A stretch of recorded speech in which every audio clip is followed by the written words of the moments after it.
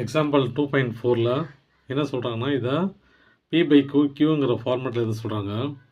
நம்ம ஒன்றும் பண்ண போகிறதில்ல. இங்கே பாருங்கள், பாயிண்ட்டுக்கு அப்புறம் எத்தனை நம்பர் இருக்குது பாருங்கள், 1 2. அப்போது டிவைடட் பை 2 0.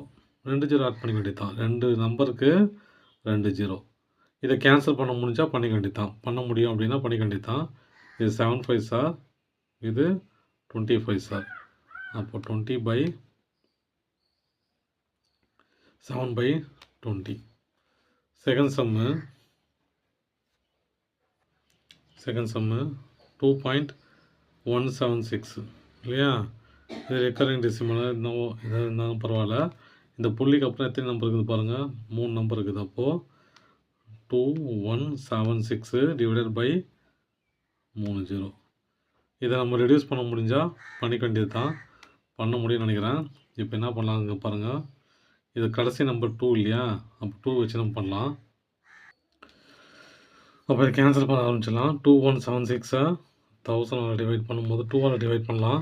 பண்ணால் 1088. இதை கேன்சல் பண்ணால் 500. திரும்பவும் இதை கேன்சல் பண்ணால் 250. இதை கேன்சல் பண்ணால் 544. இதை கேன்சல் பண்ணால் 125. இதை கேன்சல் பண்ணால் 272.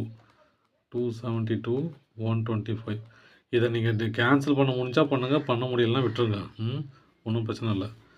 தேர்ட் சம்மு -0.0028. இப்போ இந்த நம்பர் எடுத்து பாருங்கள், புள்ளிக்கு அப்புறம் எத்தனை நம்பர் இருக்குது பாருங்கள், 1 2 3 4. அப்போது 4 0வால் டிவைட் பண்ணிங்க.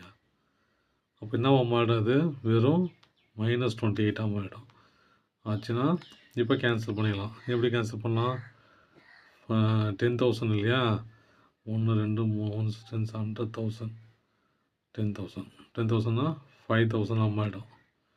5,000 மாறிச்சுன்னா இது 14. இது 2500 மாறிச்சுன்னா இது 7. அப்போ இதுக்கு ஆன்சர் என்னது, -7/2500. அவ்வளோதான் சார். தேங்க்யூ.